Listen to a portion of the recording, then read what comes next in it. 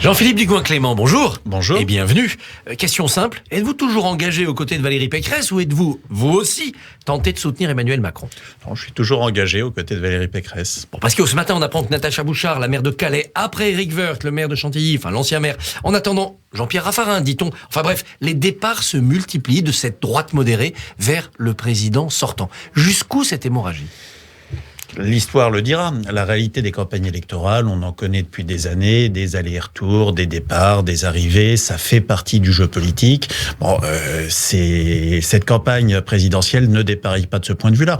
Après, ce qui est vrai, c'est qu'aujourd'hui, il y a beaucoup d'élus qui sont tentés de jouer des aventures individuelles, de négocier des questions pour eux-mêmes, pour leur territoire. C'est le cas de la maire de Calais. Et puis, il y a d'une certaine manière une droitisation de la campagne au mois de janvier, qui fait qu'aujourd'hui, on est un petit peu déséquilibré. Nous, au sein de l'UDI, on plaide énormément pour que la candidate marche sur deux jambes. La droite et le centre ne gagnent que quand nous sommes solidement appuyés sur deux piliers. Un pilier de droite régalienne et un pilier centriste progressiste. Donc elle a et donné aujourd'hui, beaucoup de gages à la droite régalienne dans les et aujourd'hui, on doit parler à la droite progressiste, on doit parler aux urbains, on doit parler aux catégories qui ne se sentent pas, ne se reconnaissent pas sur ce qui est uniquement un discours de droite dure. Très clairement, Éric Ciotti incarne une vision de la droite. Il a toute sa place aux côtés de Valérie Pécresse, mais Nicolas Sarkozy a gagné parce qu'il y avait un Borloo à côté de lui. Et Valérie Pécresse a aussi besoin, je pense, de s'appuyer sur l'UDI, sur l'ensemble des formations et des élus centristes qui la soutiennent. En insistant sur quel thème, du coup? Parce qu'elle a beaucoup parlé, économie, fiscalité. Elle est venue sur des thèmes de droite progressiste. Elle est venue sur des thèmes de droite progressiste, mais en étant beaucoup moins audible. Pourquoi est-ce que des fois les choses passent dans les médias ou pas? C'est une bonne question, mais qui est allé les porter? La réalité, c'est que aujourd'hui, les grands élus qui ont été mis en avant sont essentiellement ceux qu'elle appelle les 4 mousquetaires issus de la primaire. Ils sont tous LR, ils ont tous eu une candidature très à droite dans le cadre de la primaire LR, et celui qu'on a le plus vu était le plus à droite de tous, Éric Ciotti.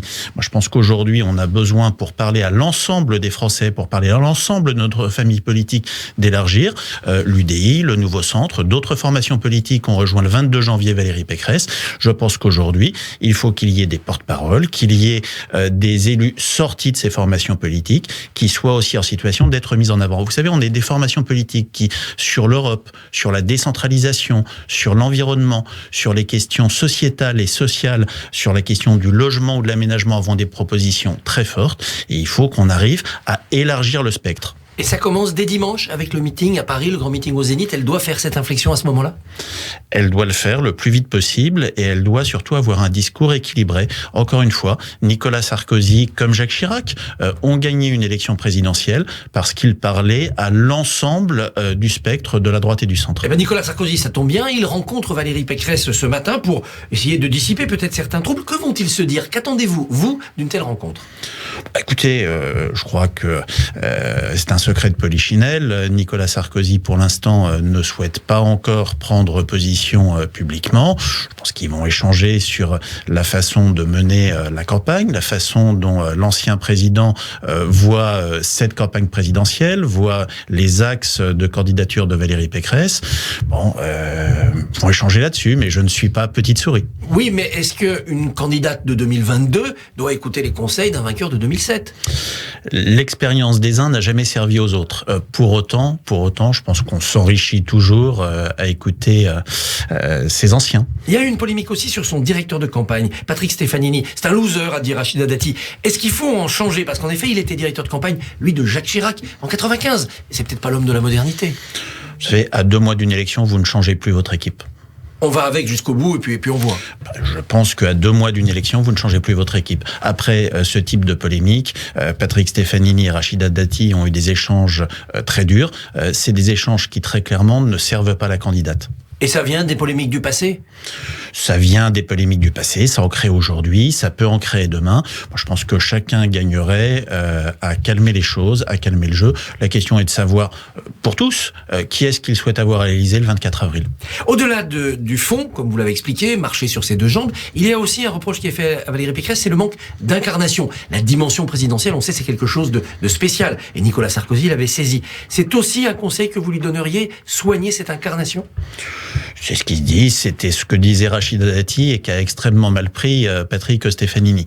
La réalité, c'est que l'incarnation présidentielle, souvent, elle vient avec l'exercice du mandat. Est-ce que Emmanuel Macron, lors de sa campagne présidentielle, lorsqu'il hurlait à la tribune « c'est notre projet », incarnait la fonction présidentielle? Je n'en sais rien.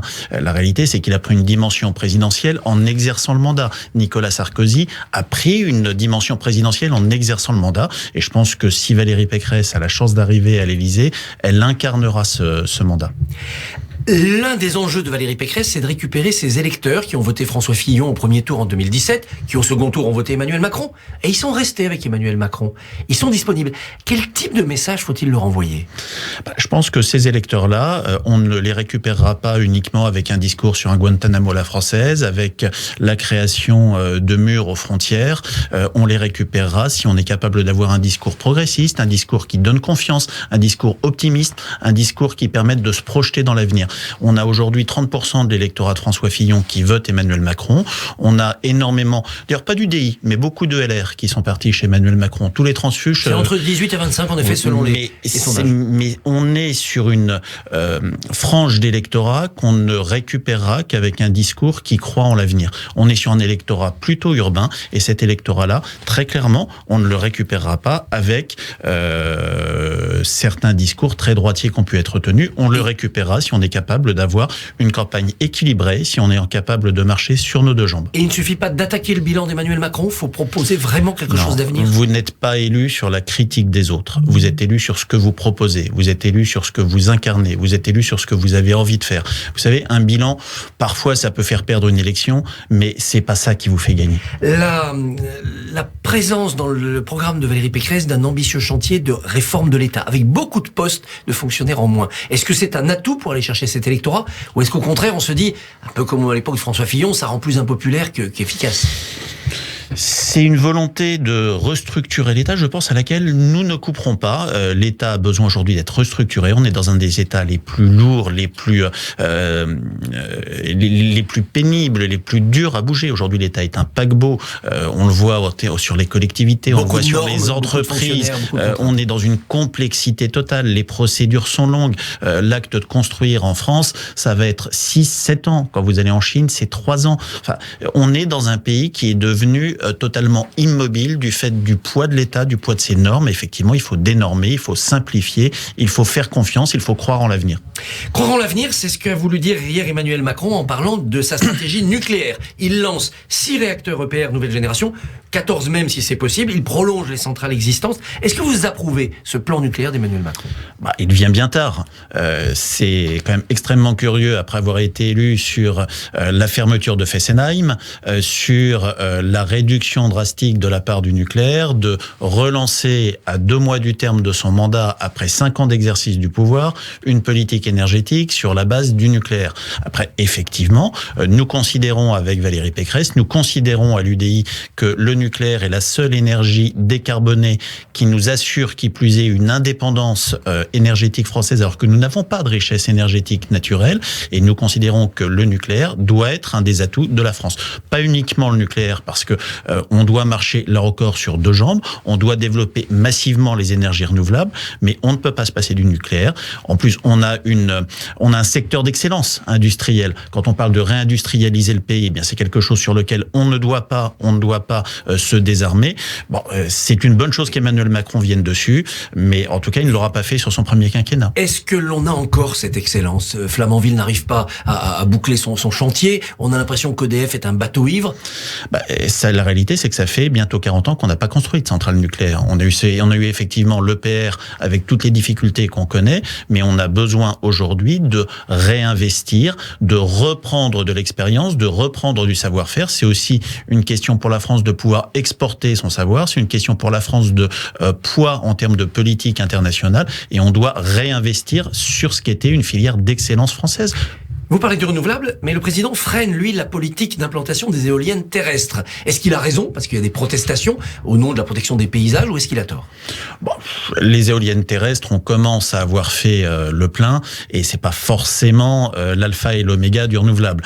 Bon, il vient sur l'éolien marin, ce qui est une bonne chose. Je pense qu'il aurait pu aller beaucoup plus loin sur les questions de géothermie et de solaire, mais en tout cas, l'éolien terrestre, on voit bien que beaucoup de populations ne sont plus prêtes à le supporter, et le rapport d'énergie produite par rapport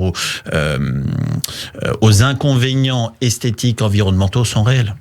Le convoi de la liberté roule vers Paris. On ne sait pas trop combien ils sont, ce qu'ils vont pouvoir faire, mais est-ce que vous approuvez, vous, élu d'Île-de-France, l'interdiction formulée par la préfecture de Paris?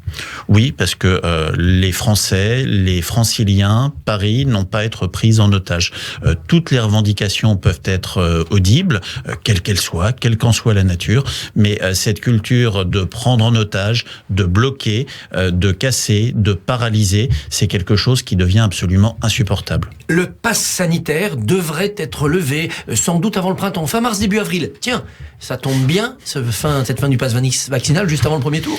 Il y a des concomitances de dates qui peuvent parfois être surprenantes, mais enfin, chacun en tirera ses conclusions. Est-ce que le gouvernement a joué avec cette épidémie pour un peu congeler la campagne? Je remarque que quasiment tous les pays européens lèvent depuis déjà quelques jours les restrictions, et que la France ne le fait pas encore, va le faire en décalé, alors que ici aussi on connaît une décrue de l'épidémie et qu'on va le faire en décalé en pleine période présidentielle. Un dernier mot, une pétition lancée par Amnesty International pour dénoncer l'apartheid pratiqué en Israël. Est-ce que la France ne doit pas dénoncer cet abus du mot apartheid? Je pense là-dessus que certaines associations qui sont généreuses, ont des principes louables, devraient parfois mesurer les mots qu'elles emploient. Il y a une dérive dans leur combat idéologique. C'est quand on connaît aujourd'hui le niveau de radicalisation, d'antisémitisme qui grandit en France et dans beaucoup de pays dans le monde, je pense qu'il y a des termes, des stigmatisations qui ne doivent pas être faites. Jean-Philippe Dugouin-Clément, bonne journée et bonne campagne.